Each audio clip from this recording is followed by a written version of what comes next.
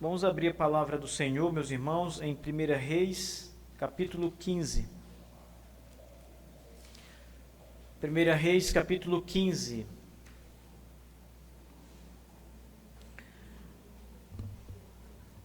Nessa manhã nós vamos meditar do verso 1 ao verso 8. Essa passagem fala sobre os dias do reinado de Abias. Abias foi filho de Roboão, rei de Judá. 1 Reis, capítulo 15, versos 1 ao 8.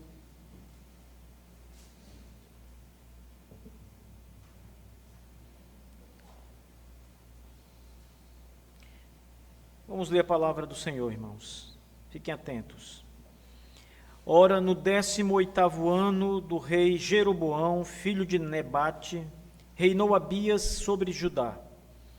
3 anos reinou ele em Jerusalém, e o nome da sua mãe era Maaca, filha de Absalão. E ele caminhou em todos os pecados do seu pai, os quais ele havia cometido antes dele, e o seu coração não foi perfeito diante do Senhor, seu Deus, como o coração de Davi, o seu pai. Todavia, por causa de Davi, o Senhor, seu Deus, deu-lhe uma lâmpada em Jerusalém, para levantar o seu filho depois dele e estabelecer Jerusalém. Porque Davi fez aquilo que era reto aos olhos do Senhor, e não se desviou de nenhuma coisa que ele lhe ordenou todos os dias da sua vida, salvo somente na questão de Urias o Heteu. E houve guerra entre Roboão e Jeroboão durante todos os dias da sua vida. Ora, o restante dos atos de Abias e tudo que ele fez não estão escritos no livro das crônicas dos reis de Judá? E houve guerra entre Abias e Jeroboão. E Abias dormiu com os seus pais, e eles o sepultaram na cidade de Davi, e Asa, seu filho, reinou em seu lugar. Amém. Vamos curvar nossas cabeças e orar ao Senhor. Poderoso Deus, Deus de graça e Deus de grande misericórdia, agora, Senhor Deus, nós suplicamos ao Senhor que pelo Espírito Santo nos dê compreensão da Tua palavra. Ensine-nos, ó Deus, como o Senhor fez nos dias antigos com o Teu povo. Faça-o agora, Senhor Deus, novamente, por misericórdia e por graça a esta geração, Senhor Deus, a nós que aqui estamos para ouvir a palavra do Senhor. Ó Deus, nos enriqueça com a Tua palavra, de maneira tão maravilhosa que o nosso coração se encha de júbilo, de alegria, de confiança, Senhor Deus, de esperança no Senhor, o nosso Deus.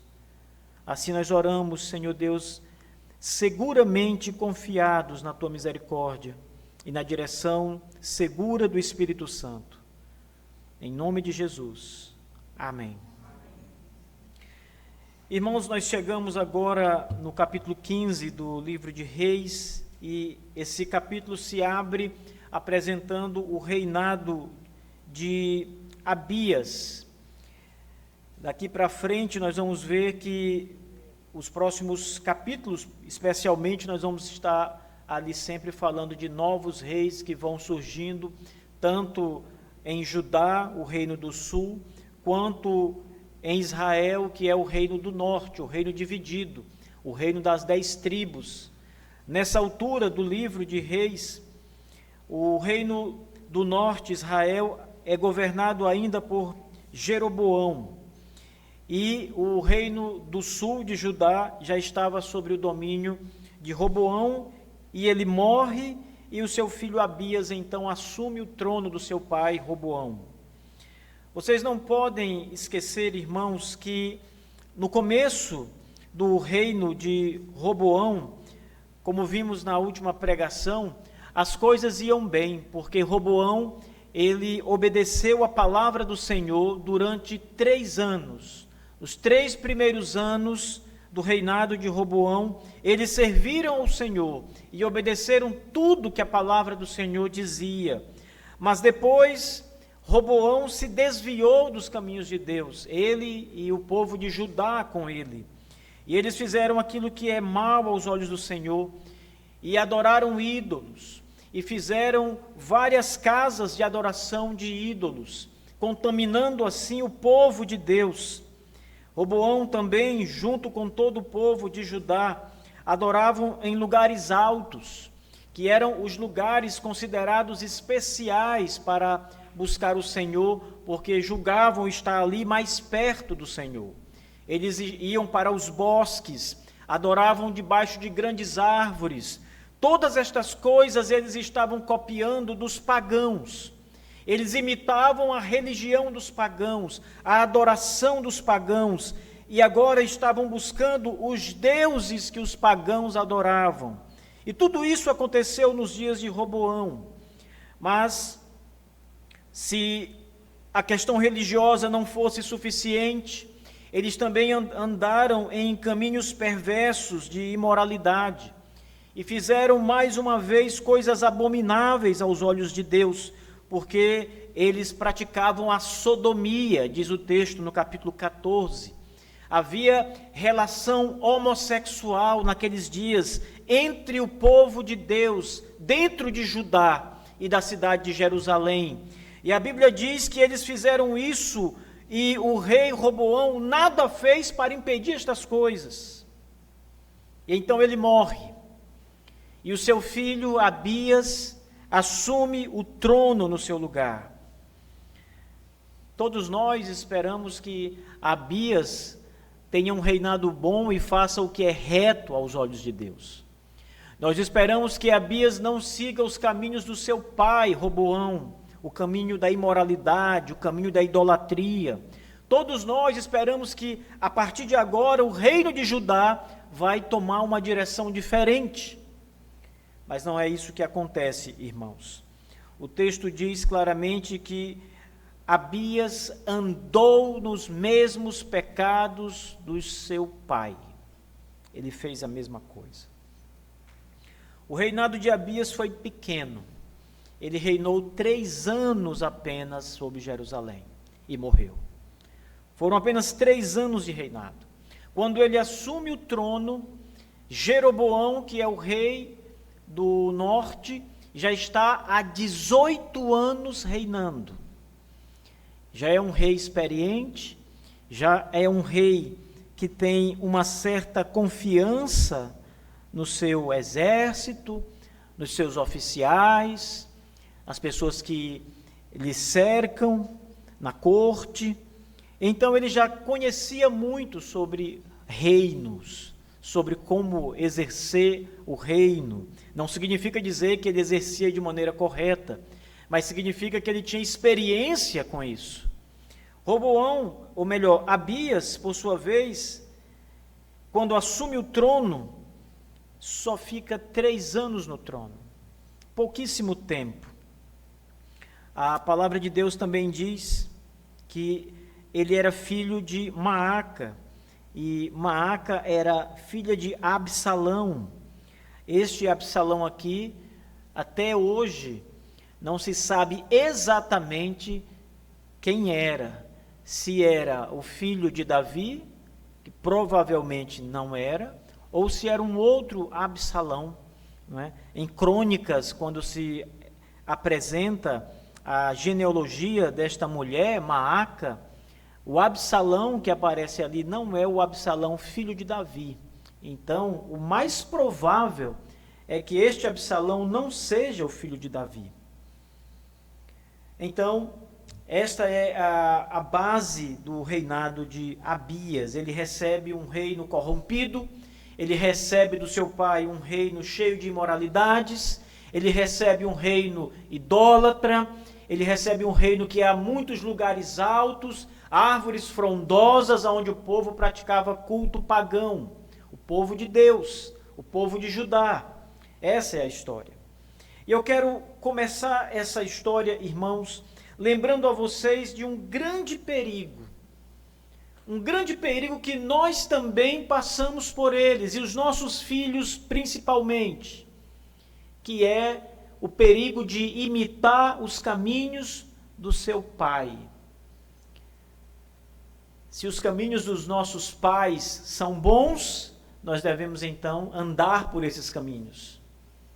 Mas se o legado dos nossos pais, se o exemplo dos nossos pais não é correto, nós devemos recusar andar nestes caminhos. Mas isso é bem difícil. Isso é difícil porque o exemplo é um dos maiores professores que os nossos filhos têm. E por bem ou por mal, eles vão imitar os pais. Eles olharão para você, que é pai, ou para você que é mãe, e eles imitarão você naquilo que você faz, naquilo que você gosta, nas suas atitudes, na maneira de vestir, na sua adoração, na sua leitura bíblica, na sua vida de oração. Tudo isso os filhos olham para os pais e imitam. Se você for um cristão dedicado ao Senhor, você estará passando grandes exemplos para o seu filho. E é muito provável que os seus filhos andem nos seus caminhos. Mas se você é uma pessoa displicente, que pouca atenção dá às Escrituras Sagradas, se os seus filhos quase nunca veem a Bíblia sendo lida, aberta e lida por vocês, se os seus filhos quase nunca os veem orando, buscando ao Senhor, clamando por Deus, eles não vão imitar isso, porque eles não veem isso.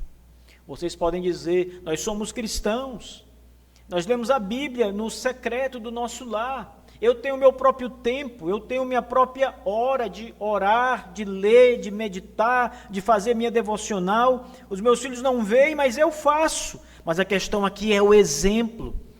A questão aqui é ver o pai fazer, ver a mãe fazer. Porque esse é o caminho que eles vão seguir, porque eles nos imitam. Qual foi o caminho escolhido por Abias? Foi andar nos mesmos caminhos do seu pai. É o que o texto diz. Versículo 3. E ele caminhou em todos os pecados do seu pai, os quais ele havia cometido antes dele. E o seu coração não foi perfeito diante do Senhor, seu Deus, como o coração de Davi, o seu pai. Note, irmãos, que à semelhança do rei Roboão, o rei Abias também andou no caminho da idolatria. Ele também tropeçou neste pecado hediondo, horrível. Ele também virou as costas para Deus, o único Deus, o Criador, e adorou falsos deuses, ídolos construídos por mãos humanas. Ele se curvou em templos malditos para adorar deuses que não existem. Ele fez exatamente o que Roboão e Judá fizeram no passado e continuavam fazendo.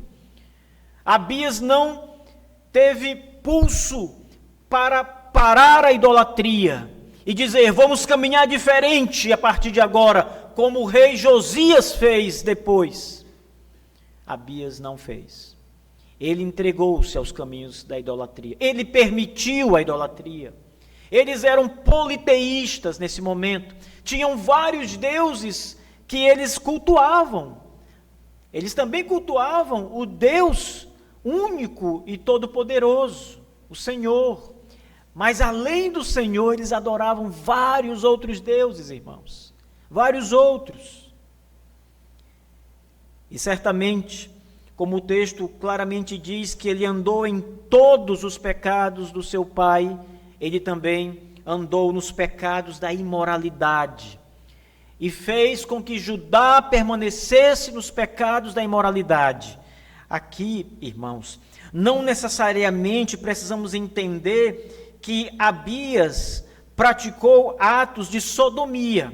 Nós só precisamos entender que ele permitiu que isso acontecesse. Ele não tomou atitudes para impedir a sodomia, a imoralidade sexual que tomava conta do reino naquele momento. Lembre do que diz o capítulo 14, meus irmãos, quando claramente é dito que haviam sodomitas entre eles, e como Deus odeia esse pecado terrível. Abias fez exatamente a mesma coisa, ele permitiu que o mal prevalecesse na terra de Israel, em Judá. Ele não foi um homem ou um rei capaz de barrar esse tipo de pecado. Nós não podemos olhar para o mal e permitir que o mal permaneça quando nós podemos nos levantar contra ele. Isso é pecado aos olhos de Deus. Quando você tem poder e autoridade para mudar uma situação pecaminosa e você não faz, você negligencia, você peca contra o Senhor. Aquele que sabe que deve fazer o bem e não faz, peca contra o Senhor. O rei carrega muitos pecados sobre si. Ele poderia igualmente ter acabado com a idolatria, mas ele prefere andar nos caminhos errados, pecaminosos do seu pai. Ele prefere os ídolos. Ele prefere manter a religião como está. A história de Israel nessa época, irmãos, ela nos diz que o reinado de Abias não é economicamente, politicamente, não é um reino ruim. É um reino que começa a prosperar. Eles começam a ter alguma prosperidade. Então Abias, vendo estas coisas boas acontecerem, deve ter pensado: por que eu vou mexer na religião do povo se está tudo indo tão bem no reino? De repente eu faço uma mudança aqui e as coisas começam a andar mal e o reino começa a decair. Então ele prefere não fazer a coisa certa quando poderia fazer a coisa certa. Isso é muito importante para nós, irmãos, porque aqui não é só a questão de imitar os pecados dos pais. Aqui nós estamos diante de uma outra questão, de poder fazer a coisa certa e não fazer, de continuar errando. Pense por um momento, meus irmãos, na sua vida cotidiana. Quantas vezes você teve a oportunidade de fazer a coisa certa, fazer o bem, e você não fez? Você deixou a oportunidade passar, você endureceu o seu coração, você fechou as portas da misericórdia. Você poderia ter estendido suas mãos para fazer o bem, seja ajudando alguém ou qualquer outro tipo de coisa, mas você não fez. Poderia fazer, mas não fez. Pense na sua vida religiosa por um momento. Quantas vezes você é advertido sobre vários pontos doutrinários e você persiste em continuar errando, pecando, como Roboão e como Abias, o seu filho? Quantas vezes vocês são alertados sobre doutrinas, mas vocês zombam, riem, acham que isso não é nada demais, acham que continuar como estão não tem problema, quando a palavra de Deus diz que nós devemos obedecer o Senhor em todas as coisas, em tudo. Esse é o pecado do rei Abias de Judá. Ele segue nos caminhos do seu pai. Há um detalhe aqui que a passagem nos mostra, irmãos. O texto diz que, embora ele tenha andado nos caminhos ou nos pecados do seu pai, em todos os pecados do seu pai, o coração do rei não foi perfeito diante do Senhor. Aqui há uma palavra boa para o rei Abias. É porque o texto está nos dizendo que ele, em alguma medida, fez coisas que agradaram ao Senhor, mas não foi perfeito para com o Senhor. Abias não foi um rei totalmente afastado de Deus, que negava a Deus, que abandonou completamente o Senhor. A história de Abias não é essa. Ele buscava o Senhor. Ele tinha momentos em que ele clamava e orava e falava do Senhor, mas a Bíblia diz claramente que o coração dele não era perfeito diante de Deus, não era reto o suficiente diante de Deus. Aqui também eu quero chamar uma atenção para nós mesmos, irmãos, porque eu sei que todos vocês que estão aqui, eu vos conheço, eu sei que todos vocês buscam o Senhor, em alguma medida. Todos querem servir a Deus, todos querem obedecer, mas nem todos obedecem. Nem todos são perfeitos para com o Senhor. E a perfeição aqui, não pense que é uma perfeição absoluta, como a perfeição da obediência de Cristo. Porque a Bíblia diz que Davi foi perfeito para com o Senhor, e ele também pecou. O exemplo que nós vamos ter agora é o do próprio rei Davi. Ele fez tudo que o Senhor mandou, diz o texto. E Davi não era Cristo, Davi não era sem pecados. Davi tinha uma natureza corrupta, mas mesmo assim ele foi aprovado pelo Senhor.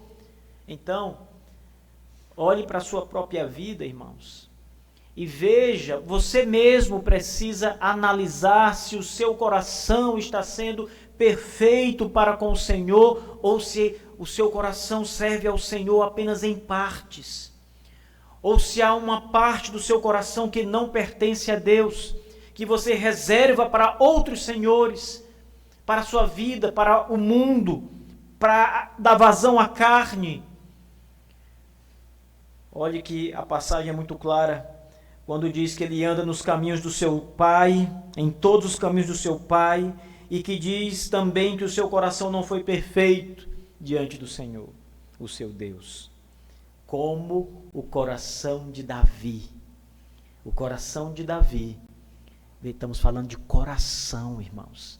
O coração de Davi foi perfeito para com o Senhor. Isso significa, meus irmãos, que Davi, embora fosse um pecador, e se nós formos rastrear a história de Davi na Bíblia, nós vamos marcar inúmeros pecados de Davi, não só aquele com Batseba, mas muitos outros. Porém, o texto diz que o coração de Davi era perfeito para com o Senhor. O que significa dizer que Davi amava o Senhor de todo o seu coração. Apesar da sua imperfeição, apesar dos seus pecados, apesar de ser um homem e ter falhas como todos os homens, o coração de Davi pertencia a Deus. Ele amava o Senhor com todas as suas forças. Ele teve chance de matar o rei Saul 2 vezes. E foi, inclusive, incentivado pelos seus colegas, dizendo: Davi, olha a oportunidade, vá agora. E ele diz: não tocarei no ungido do Senhor, Deus mesmo cuide dele. Ele temia o Senhor, meus irmãos. Ele temia a Deus, seu coração pertencia ao Senhor. E aqui está o ponto para nossa observação. Para ser perfeito diante de Deus, não significa dizer que você não peque mais. Não significa dizer que a partir de agora você será uma pessoa impecável. Significa dizer que, mesmo sendo homem pecador, você amará o Senhor com todo o seu coração e com todas as suas forças, com todos os seus pensamentos, com toda a sua alma, como diz o nosso Senhor Jesus. Esse é o coração perfeito, irmãos. E assim não era o coração de Abias. Vocês entendem? O coração de Abias estava dividido entre o Senhor. Ele fazia coisas para o Senhor, ele orava ao Senhor, mas estava dividido com ídolos, estava dividido com a imoralidade. Ele não amava de todo o coração a Deus, ao nosso Deus, como Davi, o seu pai. É interessante que no final dessa passagem que o autor começa a tratar de Davi, Davi vem à tona aqui, e a maior parte dessa passagem é falando de Davi, embora seja a história de Abias. 3 versículos desses 8 que nós estamos lendo são dedicados a Davi, a mostrar o exemplo de Davi. Mas veja que o Senhor diz, a palavra do Senhor é que no versículo 4, ele diz, todavia, ele fala isso é dito para entendermos a história de Abias. Todavia, por causa de Davi, o Senhor seu Deus lhe deu uma lâmpada em Jerusalém para levantar seu filho depois dele e estabelecer Jerusalém. Se nós olharmos para o versículo 9, irmãos, o versículo 9 diz, e no 20º ano de Jeroboão, rei de Israel, reinou Asa sobre Judá, e Asa era filho de Abias. Veja, apesar dos pecados, apesar do coração do rei não ser reto, não ser de todo comprometido com Deus, o Senhor ainda permite que a geração de Abias continue, vá em frente. Não por causa de Abias, não porque Deus viu, eu vou considerar o lado bom do coração de Abias, eu vou considerar a parte em que Abias me serviu. Não foi por causa de Abias. Veja, o texto diz, mas por causa de Davi. É por causa de Davi, o Senhor lhe dá uma lâmpada em Jerusalém para levantar seu filho depois dele e estabelecer Jerusalém. Que coisa interessante, irmãos. Uma promessa que foi feita bem lá atrás. Deus faz uma promessa a Davi em 2 Samuel,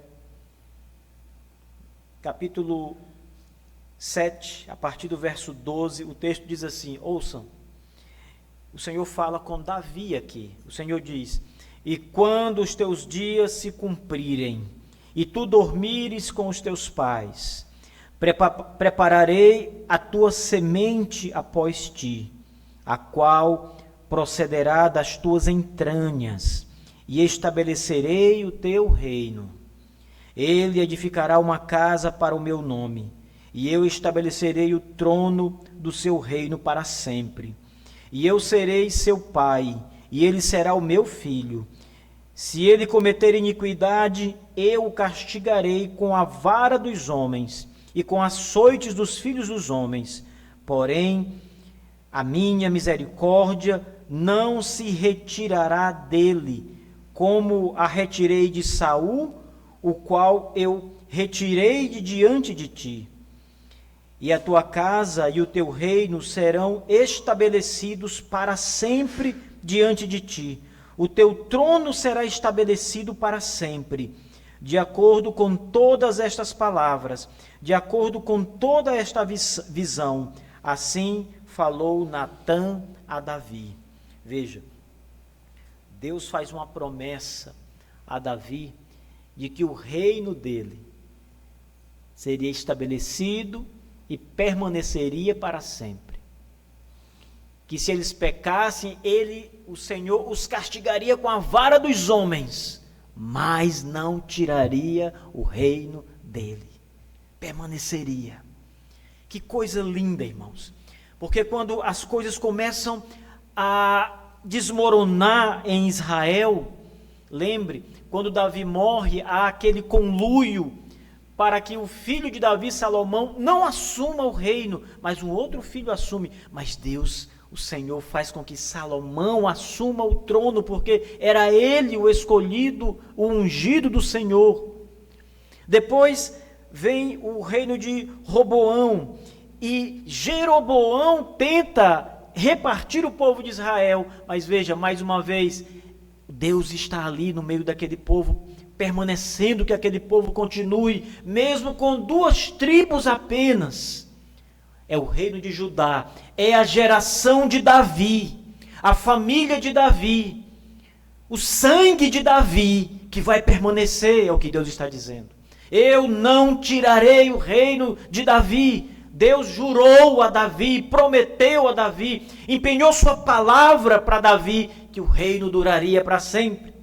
Então, quando nós vemos um homem como Abias pecar diante do Senhor, e a Escritura declarar que ele fez o que era mal aos olhos de Deus, e não andou nos caminhos do Senhor, mas nos caminhos do pecado, e ainda encontramos Deus dizendo: eu serei misericordioso, não por causa de ti, mas por causa da promessa a Davi. Sabe, meus irmãos,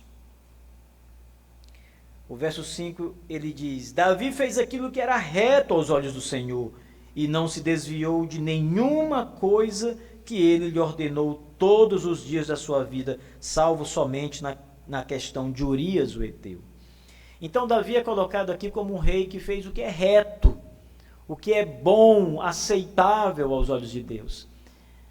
E Deus então, soberanamente, graciosamente, decide fazer uma promessa para Davi. Ele precisava fazer uma promessa para Davi? Ele precisava fazer isso? Não, ele não precisava fazer uma promessa para Davi. Davi poderia morrer ali, ser lembrado como um rei obediente, e Deus não precisava ter prometido nada para ele. Mas o Senhor promete a Davi que o seu reino, a sua descendência, o seu nome estaria lá para sempre. Para sempre. É a promessa do Senhor. Mais do que Davi em si mesmo, irmãos, Abias e depois Asa e depois todos os reis de Judá que virão, só serão estabelecidos por causa de uma promessa que Deus fez. E Deus vai cumprir a sua palavra cabalmente. Deus não vai deixar a sua palavra cair por terra, não se cumprir. Mesmo no meio de povo pecador, por causa da sua palavra, ele permanece. O reino fica. Pode ser castigado, pode vir coisas ruins sobre o reino, momentos difíceis sobre o reino, pode ser assolado por exércitos, pode ser levado cativo, mas o reino fica estabelecido porque Deus jurou, Deus prometeu, e a palavra de Deus é preciosa para Ele mesmo, irmãos. Não pode cair, não pode deixar de se cumprir, Deus não pode mentir. Ele jurou e Ele fará, e Ele o fez. E aqui nós estamos ouvindo exatamente essa declaração. Porque Deus fez uma promessa a Davi. Então, por causa de Davi, do que Ele prometeu a Davi, o rei Abias continuaria e a sua geração continuaria também.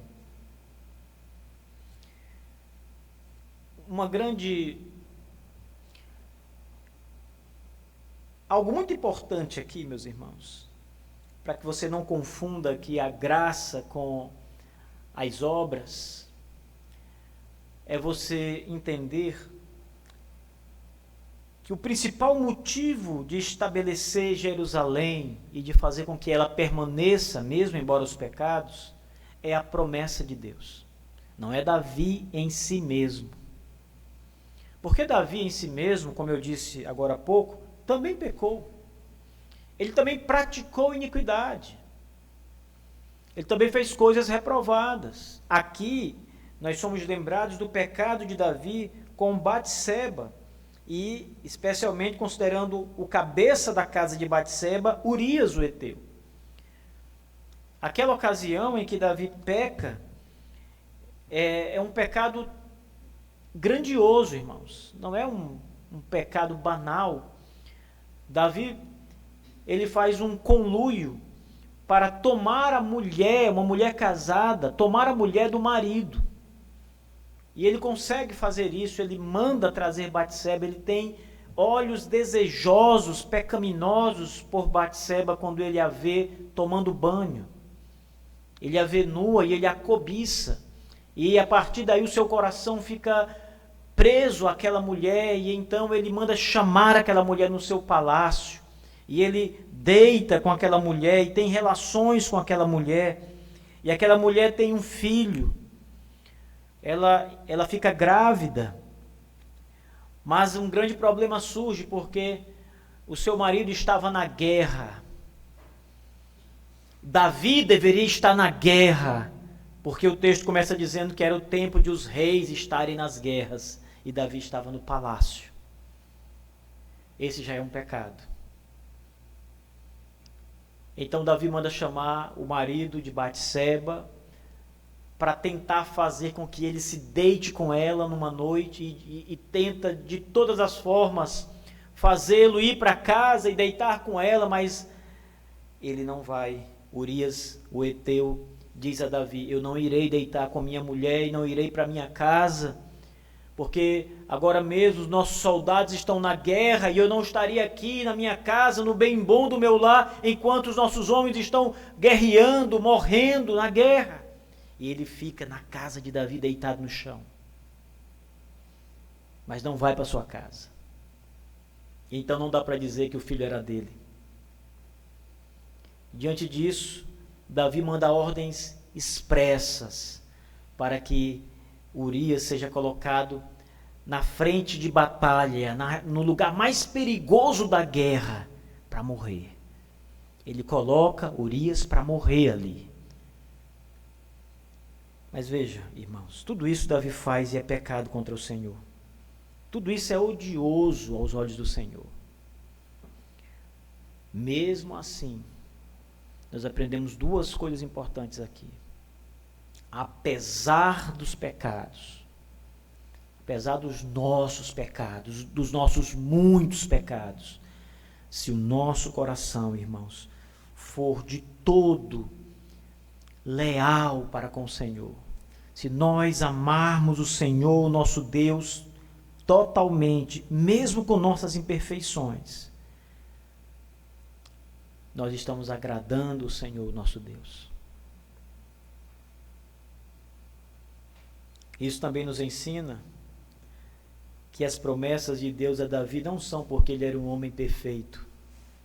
Vocês viram aqui o tamanho do seu pecado. Inclusive, Deus nem permite que ele construa o templo, porque Deus diz: você derramou muito sangue, tem muito sangue em suas mãos, de lutas, guerras. Seu filho Salomão irá fazer o templo. Então, o que nós devemos olhar aqui é para a promessa. Aqui está o peso da passagem. É Deus prometer que vai abençoar Davi. Então, o narrador pode dizer para Abias: o seu reino vai permanecer por causa de Davi, mas porque Deus fez uma promessa a ele. Se Deus não tivesse feito promessa alguma a Davi, não tinha motivo do reino de Abias prevalecer. Ele seria destruído. Mas como Deus empenhou sua palavra, e ele não pode mentir, a palavra se cumpre. E o que isso é importante para nós, irmãos? Isso tem muita importância, porque a palavra de Deus, mesmo Deus que falou no Antigo Testamento, é a palavra de promessa para nós. Nós temos uma promessa gloriosa da parte de Deus. E a primeira das promessas é que se nós crermos em Jesus Cristo, seu Filho, todos os nossos pecados são perdoados para sempre. Todos eles, toda a nossa iniquidade, toda a imoralidade, toda a mentira, toda a podridão que está em nós, tudo é perdoado em Jesus Cristo, Senhor, porque confirma-se que o sacrifício do Senhor foi por nós e pelos nossos pecados, para cobrir os nossos pecados, pagar o preço da iniquidade. Essa é a maior de todas as promessas que nós poderíamos receber. E podemos confiar nela, porque a palavra de Deus não cai por terra. Essa promessa é repetida em toda a Escritura, irmãos. Do primeiro ao último livro da Bíblia, da primeira à última página, nós somos ensinados da promessa de Deus em Cristo Jesus de salvação eterna. há outras promessas que envolvem isso. Deus também prometeu que nós vamos ressuscitar com Cristo. Ora, todos temem a morte, irmãos. Todos os homens, mesmo os mais corajosos dos homens, eles sentem medo do mistério da morte. E não sabem, muitos homens, o destino que lhes espera depois da morte. Não sabem como será, para onde irão, o que vai acontecer de fato. Mas nós, cristãos, sabemos exatamente o que vai acontecer. Porque é uma promessa envolvida do nosso Deus, em Cristo Jesus, de que nós vamos ressuscitar dos mortos, assim como Jesus ressuscitou dos mortos ao terceiro dia, e assim como ele deu demonstração do seu poder várias vezes, ressuscitando homens e mulheres dos mortos nos seus dias, há uma promessa maior de que nós, os cristãos, vamos ressuscitar dos mortos em Cristo Jesus no dia da ressurreição final. Você crê nisso? O seu coração está nisso? Você confia nisso? Você já parou para pensar na ressurreição, na sua morte, na sua ressurreição? Você já parou para pensar que depois que você morrer, haverá um dia que o seu corpo vai surgir de novo do pó da terra, ressurreto, como o corpo do nosso Senhor Jesus Cristo? Isso vai acontecer, meus irmãos. Isso é uma promessa evangélica, dos evangelhos de Cristo, do nosso Deus. O escritor de Hebreus diz que mesmo nos tempos mais primordiais, os homens que criam em Deus acreditavam na promessa da ressurreição. Quando Abraão é chamado para sacrificar o seu filho Isaque a pedido de Deus, e ele está pronto a sacrificar Isaque, na hora H, Deus diz: pare, Abraão, porque eu sei que tu me amas. E lá na carta aos Hebreus, o escritor dos Hebreus diz que Abraão estava convicto de matar Isaque, porque ele sabia, diz o texto, que Deus o ressuscitaria dos mortos e o traria de volta. E nós temos a fé de Abraão, somos filhos de Abraão, herdeiros de Abraão das promessas, como Israel. Nós somos herdeiros dessas promessas maravilhosas. E para terminar, meus irmãos, Roboão cai em grande desgraça, capítulo 14. Jeroboão cai em grande desgraça, capítulo 14 também, e 13. No capítulo 15, o rei Abias cai em grande desgraça. Os reis caindo em desgraça, em pecado, em sujeira, em lama. Mas há um rei que não cai em desgraça. Há um rei eterno que não peca, que veio a este mundo e não pecou. A sua coroa era de espinhos, o seu manto de púrpura. E mesmo assim, irmãos, jamais houve um rei como ele. Jamais houve um rei tão justo como ele, o Senhor, Jesus Cristo. Não confie na falência dos homens, dos seus governantes. Todos vão lhe decepcionar uma hora ou outra, todos vão falir uma hora ou outra. Olhe para o grande Rei e governador dos céus e da terra, o Senhor Jesus Cristo. Ele não decepcionará você. Você pode confiar nele, acreditar nele, descansar em todas as suas promessas, nas suas garantias, porque a sua palavra é fiel, irmãos. Cristo é o nosso Rei, é o grande Rei, é o Senhor dos senhores. Os reis da terra, como o caso de Abias, eles andavam nos caminhos dos seus pais pecaminosos, caminhos errados, mas o Senhor Jesus, o grande Rei, anda nos caminhos do seu Pai Celestial. A Bíblia diz, palavras de Cristo, que eu vim ao mundo para fazer aquilo que o meu Pai ordenou, e eu ouço todas as palavras que o meu Pai me disse. O Senhor Jesus é um filho obediente, irmãos.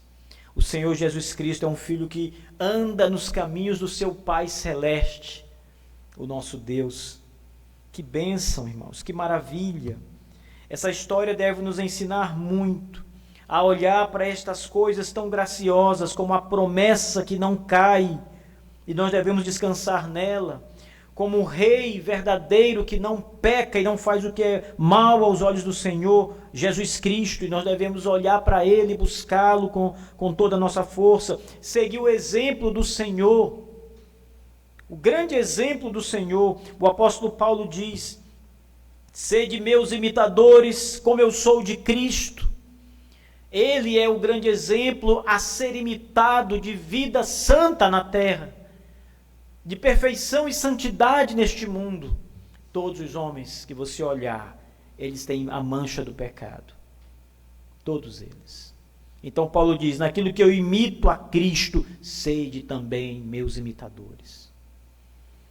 Que o Senhor Deus nos dê graça, meus irmãos, para andar nos caminhos de Jesus Cristo todos os dias, confiando nele, esperando nele, na sua misericórdia, descansando nas promessas maravilhosas de Deus que jamais cairão por terra. Que o Senhor nos dê graça todos os dias e o nosso coração esteja aqui com Ele. Amém. Vamos curvar nossas cabeças, irmãos, e orar.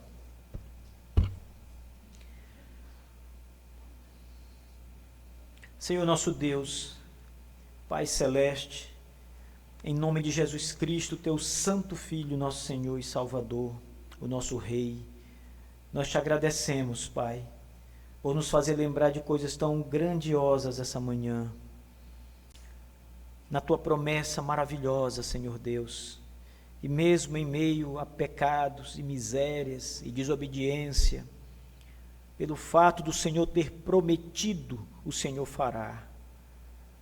E isso revela grandemente a Tua misericórdia com os pecadores, Senhor. Senhor, muito obrigado por nos dar o Senhor Jesus Cristo, o grande modelo a ser seguido, o homem a ser seguido e o Deus a ser crido e adorado. Obrigado, Senhor Deus, por nos dar o Senhor da glória, que veio a este mundo pagar o preço da nossa iniquidade, perfeito homem, obediente em todas as coisas, que não pecou jamais. Obrigado, Senhor Deus, pela obra de Jesus em nossas vidas, pela promessa da ressurreição, por todas as promessas do Evangelho que nós desfrutamos e com fé e esperança aguardamos o cumprimento. Nós Te louvamos, Senhor nosso Deus, em nome de Jesus, nosso Salvador. Amém.